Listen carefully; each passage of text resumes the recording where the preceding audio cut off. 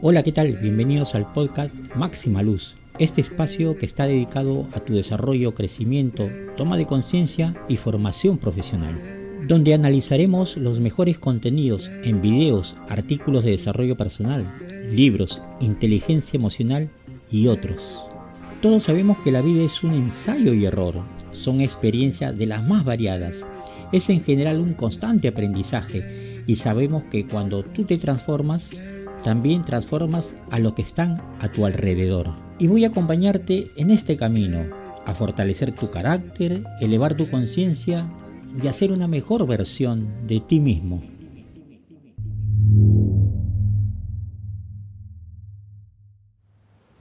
El viernes 13 de octubre de 1972, un avión uruguayo que llevaba 45 personas se estrelló en los Andes. Eran 5 tripulantes y 40 pasajeros, en su mayoría rugby del club All Christian y ex compañeros del colegio Esther Maris. El vuelo despegó de Montevideo e iba al aeropuerto internacional de Santiago de Chile. De golpe una tormenta de nieve los hizo bajar en el aeropuerto argentino El Plumerío, en Mendoza, para luego continuar el viaje al país trasandino. El avión se estrelló en un risco de la cordillera de los Andes, a más de 3.500 metros sobre el nivel del mar. A los 10 días de la caída dejaron de buscarlo y los dieron por muertos. Esta tragedia causó la muerte instantánea de 12 personas. Otras 17 murieron a los siguientes días debido a las heridas, a la falta de alimento y a las duras condiciones a las que se enfrentaron. Los sobrevivientes quedaron atrapados por las montañas nevadas a casi 4.000 metros de altura. Estuvieron 72 días en medio de la nieve, soportando temperaturas entre 25 y 30 grados bajo cero. Sobrevivieron 16 personas. Marcelo, no vienen. Nos estamos muriendo de hambre. Nos estamos consumiendo. 7 días y 7 noches sin comer. Nada. Si no comemos nos vamos a morir. ¿Comer qué? ¿Vos estás loco, Roberto? Vas a hacer que todos los demás se vuelvan locos también. Afuera hay comida. El cuerpo se seca, como una planta. Se seca el cerebro. No puedes pensar, Marcelo. Yo estoy meando negro. Yo también estoy mirando negro. ¿Y si lo hacemos? ¿Qué va a pasar con nosotros? Dios nos va a Si perdonar. Dios nos puso en esta situación, va a comprender que hagamos lo imposible para sobrevivir. Dios no tiene nada que ver con esto. Disculpame, Marcelo. Acá nos trajo la suerte. La mala suerte. Es solo carne. Es gente que queremos, Arturo. ¿Y cómo se corta un cuerpo? ¿Y quién sería capaz de hacerlo? En la Sociedad de la Nieve se plantea un dilema en el cual los sobrevivientes, cada uno, de acuerdo a su educación, sus creencias, su formación, los principios, los valores, la religiosidad que tengan, plantean si después de varios días en los cuales están sin energía, con los riñones muy dañados en general, todo el cuerpo por todos los acontecimientos que han ocurrido en ese momento, se plantean si es lícito, si es moral, si es espiritual, si tiene que ver con cualquier otra contradicción que sus creencias le pueden impedir comer o no carne. Pero el peligro es inminente porque ellos morirían si no comerían carne. Entonces estos acontecimientos de sus creencias pasan a segundo plano. Pero aunque son momentos de zozobra, se dan el tiempo de plantear sus creencias, porque son varias las personas que han sobrevivido e inclusive hacen el planteamiento legal si mañana más tarde pueden ir inclusive hasta presos si llegan a comer carne humana. Entonces nos daremos cuenta que en esta situación es inevitable eludir la culpa, siendo esta tragedia un caso excepcional, un caso que realmente marca una parte de la historia en cuanto a este acontecimiento en particular. Para cualquier ser humano, la decisión ya de comer carne humana, lógicamente, va a trastocar profundamente su religiosidad, sus principios y valores, e inclusive el propio sentido común. Cuando la sociedad tuvo la información sobre este acontecimiento, fue una mirada casi general de no condena, porque no había otra forma, no había otra manera de subsistir, era pura supervivencia. El que no se decidía a alimentarse en ese momento, inevitablemente podría morir.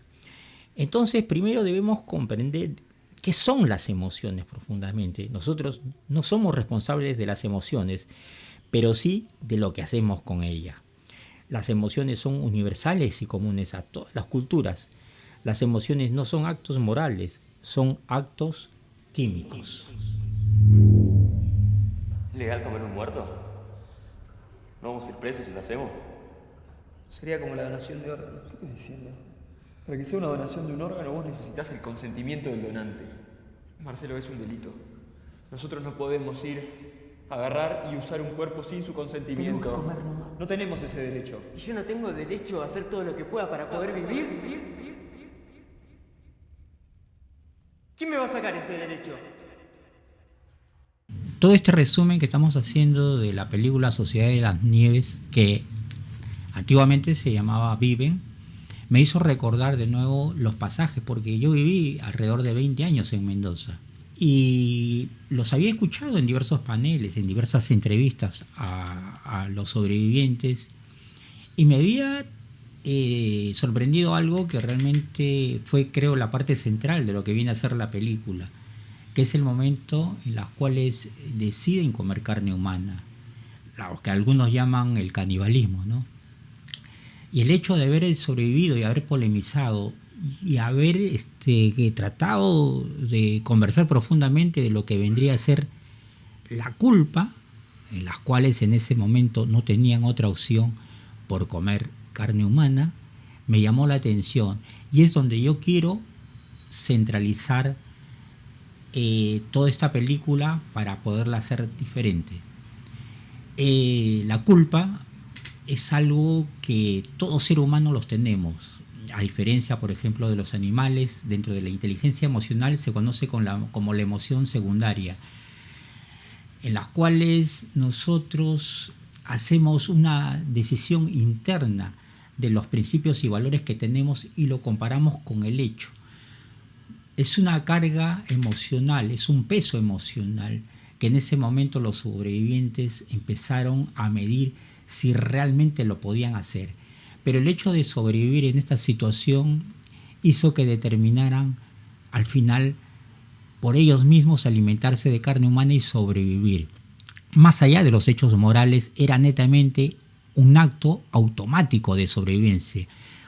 Se sabe muy bien que todo ser vivo tiene por instinto, por naturaleza, la sobrevivencia a toda costa, ya sean las circunstancias extremas en las que puede vivir, y en este caso el frío extremo y el hecho de no tener alimentos y no haber comido algunos días.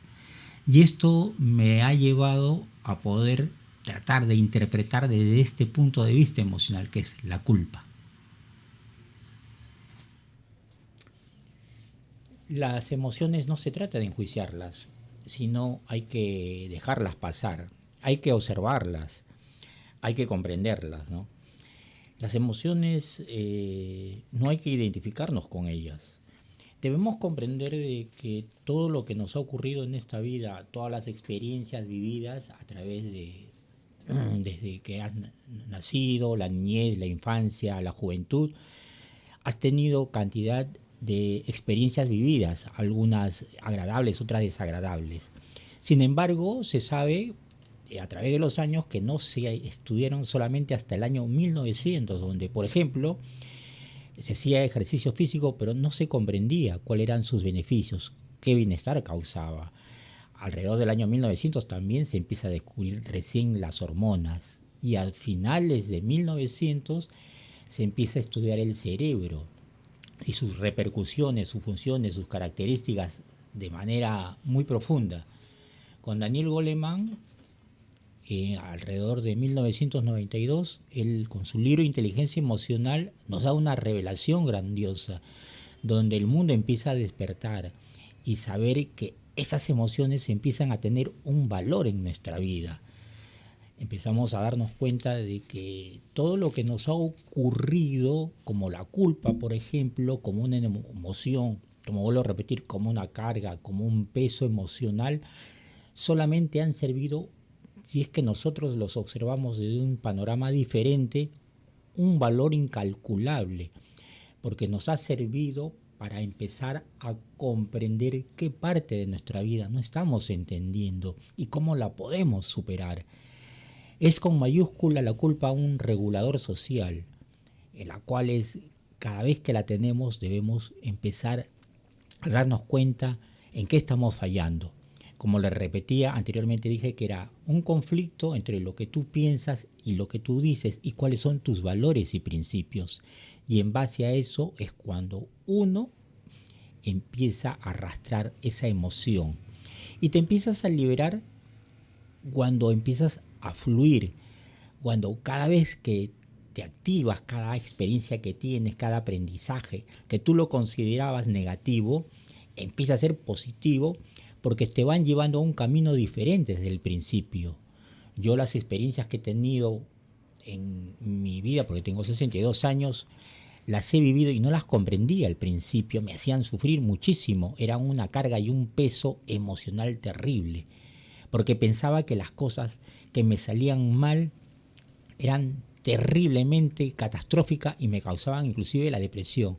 Pero fui entendiendo que eran liberadoras, porque solamente eran como una escalera de aprendizaje. Cada escalón, cada emoción, cada situación que me ocurría me estaba llevando a una situación diferente, de aperturar mi mente. Como dicen los grandes iluminados, que hoy es mucho y estamos en la era de Acuario, en la era donde realmente se comprenden mucho las cosas. Ellos decían que solamente había una emoción, que era el amor ligado al gozo, supuestamente, en las cuales ellos sabían que todo lo negativo le llamaban amor disfuncional. ¿Qué quiere decir eso? Que la parte desagradable era una vibración baja nada más. Pero el ser humano, conforme iba avanzando, conforme iba emprendiendo, conforme iba comprendiendo, conforme iba sabiendo que cada situación le ocurría era para elevarse un poquito más, entonces ahí es donde realmente venía la iluminación del ser humano. Hay, por ejemplo, una anécdota de Alfred Nobel, donde es el descubridor de la dinamita, como todos sabemos, y él recibe una noticia, una información en las cuales ve en los diarios que había fallecido. Y él dice, ¿cómo que he fallecido si yo estoy vivo? Empieza a averiguar y se dan cuenta de que el que había fallecido era su hermano en el obituario. Y le habían puesto en la cantidad de comentarios que él leía en el diario, comenzó a leer de que había sido una persona terrible, catastrófica para la humanidad, porque había hecho un descubrimiento en las cuales había causado muchas guerras, mucha violencia, mucha muerte. Ante este ejemplo de una culpa tan fuerte, tan arraigada en esa persona, lo que él hizo es implementar un premio que hasta ahora se conoce como es el Premio Nobel. Y eso le sirvió como un regulador social para él poder empezar a liberarse y a transformarse. Porque una cosa es el cambio es muy externo, pero la transformación es interna. Se basa en cuando uno ya de manera permanente cambia su identidad, cambia su personalidad. No son pequeños cambios que sin embargo sufrimos traspiés tras traspiés, errores tras errores, cuando solamente hacemos cambios minúsculos. Pero cuando la transformación llega, ya el ser humano empieza a cambiar definitivamente. Hoy en día nos cuesta muchísimo, porque existe mucha confusión en la sociedad. Estamos constantemente, antiguamente, se nos trabajó a través de las religiones con la culpa y los miedos. Y las sociedades de la industrialización también trabajaron con estructuras tan rígidas y tan cuadriculadas que nos implementaron el miedo y el trabajar muchísimo. Hoy en día se nos trabaja con la gratificación instantánea, con la diversión, con el placer, y nos dan un oscurantismo porque no nos damos cuenta de que la visión del ser humano, si bien es cierto que vivimos en un mundo en el cual hay muchos juguetes, muchos placeres, muchas comidas, mucha diversión, deporte, etcétera, que nos pueden entretener, pero no es la profundidad que hemos venido a comprender, sino solamente a poder divertirnos, pero la profundidad está en tu bienestar, porque los seres humanos somos muy finitos. Llegado a una edad determinada empezamos a agotarnos, empezamos a envejecer, nos llega la entropía como toda la naturaleza, viene el caos. No puede existir el orden sin el caos, entonces nosotros debemos comprender que mientras más escalones subamos arriba, en cuanto a nuestra mirada sea diferente, con una conciencia totalmente cambiada, orientada básicamente a comprendernos a nosotros mismos, a autoconocernos y empezamos a tener una mirada distinta, empezamos a dar un vuelco a nuestra vida. Y la transformación no es personal, sino la transformación es contagiosa, porque se va contagiando los seres que tú amas, alrededor tus hijos, tus hermanos, tus padres si están vivos, los amigos y toda persona que te puede escuchar. Vivimos en la era de la informática, en la era de la información masiva, donde nosotros podemos aportar y no nos podemos quedar callados, sabiendo que este acontecimiento y estas películas que hoy nos brinda Netflix o cualquier otra plataforma en la cual nos entretenemos, debemos tomarlo para el lado de la comprensión de lo que pasó en ese momento con la Sociedad de las Nieves, en las cuales nos sirvió para saber por lo menos lo que era la culpa y cómo el ser humano puede transformarla. Muchas gracias por escuchar el podcast Máxima Luz y hasta muy pronto.